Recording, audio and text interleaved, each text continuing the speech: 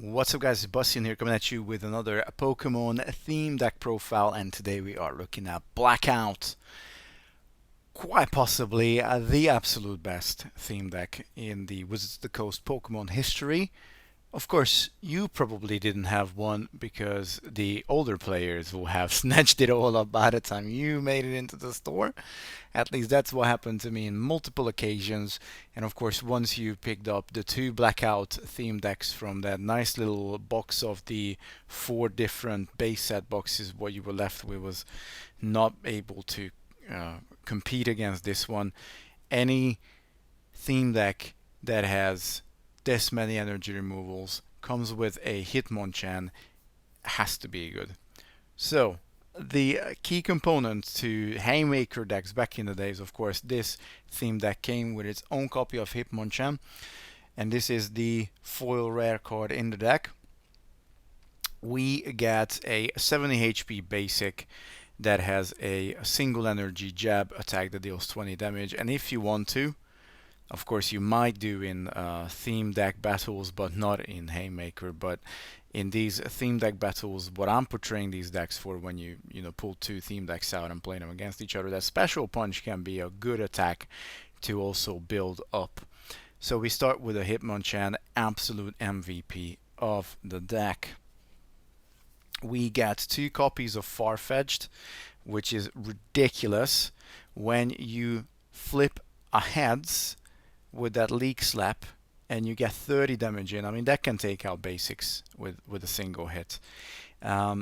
And if this deck, like all the other Japanese decks, came with its double colorless energy, which of course it didn't, then imagine that Pot Smash would be ready to definitely deal that 30 damage on the second turn. But even so, we get it online on the third turn. If Farfetch'd is your starting Pokemon, you actually get a chance to deal 30 with that Pot Smash. Whether you get the hands-on Leak Slap or not doesn't matter. So, too far-fetched, a possibly 30 HP attack for an any color energy is absolutely ridiculous. Moving on, 3 copies of Staryu. Again, a basic with a guaranteed 20 damage off of 1 energy. This immediately in its own makes this deck stand out from all the other ones. Just that sheer power that your basics can do with the single energy is absolutely amazing. So 3 Staryus just to carry on applying that pressure, and it doesn't matter which one of these guys you have as your starting Pokemon, you're probably going to have your opponent a little bit upset. We got 3 copies of Sentru. It's not bad, it's more of a defending Pokemon, keeping you in the game for a little bit longer to perhaps build up into one of your evolution lines. It's still good because it gives you weakness. It sort of covers that lightning weakness that we've seen so far, gives you a lightning resistance Pokemon. That's where really Sentry can shine. But that Sand attack is still good. It still deals 10 damage, so it's still very reliable. And then carry on with the defensive part of the deck. We got 3 copies of Onyx. Again, we can deal at least 10 damage with the Rock Throw attack. 90 HP is fantastic. If you combine it with Hitmonchan 70 HP, basics are just amazing in this deck. And Harden can be okay as well to eke out some turns, but you want to be careful that 3 energy retreat cost is. So when you decide you're going to send Onyx up, you have to kind of wait for your opponent to either gust of wind one of your guys out, and then they're normally going to be prepared to deal with that as well. You're just going to be hardening to oblivion. I kind of suggest not to use Onyx only as a last resort, or if Onyx is your only starting Pokemon to get going with. And then into our 2 evolution lines, we have 4 copies of Machop. And again, do I need to? I will, but I don't think I need to. 1 single energy, 20 damage attack. So we've got 8 Pokemon that can do that right off the bat for you. And again, you might be able to get a 30 off with Farfetch'd too. But Machop, fantastic. If you were running on a budget, which many of us were back in the early 2000s, you may have ran Machops instead of the Hitmonchans. And if you were lucky to trade or find a Hitmonchan, then you hit the jackpot. So we can evolve into Machoke. I don't like Machoke. I do like Machamp though. My first two theme decks were a Zap and a two-player starter, and my first actual build deck was kind of built around Machamp because I didn't know better.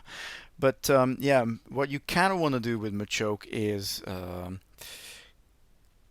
build him up on the bench and just submission. You just want to carry on submissioning until Machoke is KO'd. Karate Chop is not great. There aren't many energy removals, generally speaking, in the theme deck format, so you will be able to submission and the 60 damage, even though it deals 20 damage to itself. You know, if you can KO 2-3 Pokemon, even if you can KO 2 Pokemon and then Machoke KOs himself, that's already a 2-for-1, so that's kind of worth it. But the big evolution we are usually aiming for is the Squirtle Wartortle line. Again, Squirtle kind of a blend between Sandshrew and Onyx, but kind of better. So you got the bubble attack, where you might get a paralyze, which is really good on its own. You're guaranteed to deal 10 damage. So all our basics have an attack for 1 energy that deals damage, except maybe Farfetch. You quite not, you're not, if League Slap's 50-50. So you got Withdraw as well. You flip a coin if heads, prevent all damage done to Squirtle during your opponent's next turn. What I love about this is that the effect is on Squirtle, not on your opponent's active, because if it was on your opponent's active, like Sandshrews, if your opponent uses Switch, then this effect disappears. Squirtle's effect, Withdraw effect, is on Squirtle, so no matter what your opponent does, unless they Gusto win something out, if Squirtle is still your active, they will have to deal with that Withdraw. Well, they can't. And then the two Wartortles. This is the guy that we really want to build up to. Yes, again, we have the Withdraw, but it's that bite attack that we would love to see. And wouldn't it be just absolutely brilliant to have a double colorless in this deck? It will work so well on Farfetch'd, that submission attack, and it will work superbly on bite as well. I'm going to have to go and research what the Japanese deck came with. I'm almost certain that it would have come with a double colorless. I don't know if they released this exact theme deck though. That's my only real question for myself. But I'm going to research that. So Wartortle 70 HP, that bite attack, kind of like similar to Machoke. You want to build it up on the bench. If you can have any one of these guys up on the front, or just sacrifice a Machop if you know you got another one for your Machoke. But so much firing power in this deck, it's unreal. We've got almost all our Pokemon being able to deal at least 10 damage with their attacks, and then we got Special Punch, Karate Chop, Submission, and Bite, all just absolutely barraging your opponent's Pokemon with extra damage output. For our trainers, we got 4 energy removals, which in itself is absolutely crazy, but the second rare is a super energy removal. So this is what I'm talking about. Buying this deck and getting your Hitmonchan and a super energy removal in the base set era from a starter is absolutely brilliant. It's just the fabric of dreams, really, and that's why you probably never got one. So 5 energy removals altogether in the deck. This is going to hinder your opponent superbly in a theme deck battle, and you can quite easily build up your Wartortle or your Machoke or even your Hitmonchan on the bench. This is peppered with a Professor Oak. Just when you think this deck cannot get better, yes, there is a Professor Oak. Not only a Professor Oak, you also get a Gust of Wind. So once per game, you can even pinpoint who you want to KO, and you get a plus power. So every single one of these traders is absolutely brilliant, almost always online, super useful to have them. You look at some other theme decks, and you got trainers like Pokeball, you got trainers like Maintenance, Gamble. Yeah, okay, coin flip trainers that are maybe going to work for you, maybe not, and especially when you work, with a deck that's basically 50% energy. You want your trainers to do what you need them to do. So this is the Blackout theme deck, and it is absolutely brilliant. It's very powerful.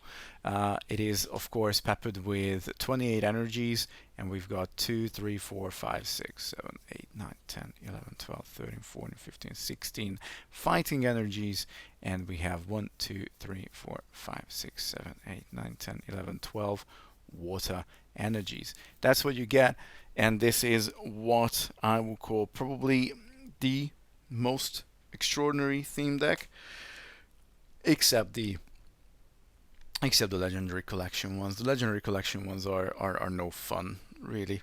If you play them against any other theme deck, they're just too powerful, so we don't really play those. But if you want to, go ahead. Up until next time, guys, Buzz signing out. Peace.